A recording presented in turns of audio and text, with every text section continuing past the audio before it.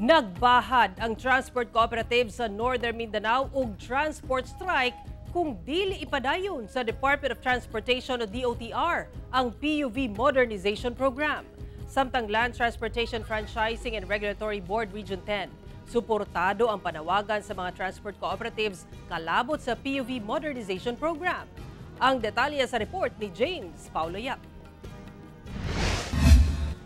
Sa panagtapok kagahapon sa mga transport service cooperatives sa Region 10, ilang gipanawagan sa Department of Transportation kon DOTR nga ipadayon ang nasugda na nga PUV Modernization Program. Sa ilang kadismaya sa programa, ug daw gipaboran pa sa gobyerno ang traditional jeep nga wala mosunod sa consolidation. Nagbahad kini nga magpahigayon og transport strike kung isuspinde sa DOTR ang PUV Modernization Program. Tungod niini, nagpagula og statement of support ang buhatan sa Land Transportation Franchising and Regulatory Board 10 ngadto sa Northern Mindanao Federation of Transport Service Cooperative kon non-Fed Trasco. Doon nag-uugad sa statements ng bago nating secretary, si Secretary Dizon, na gusto niyang pag-aralan yung modernization.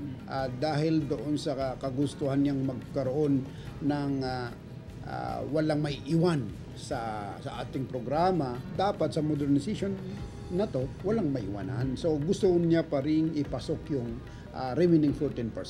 Okay. But not necessary, hindi ibig sabihin yan is, anong tawag nito?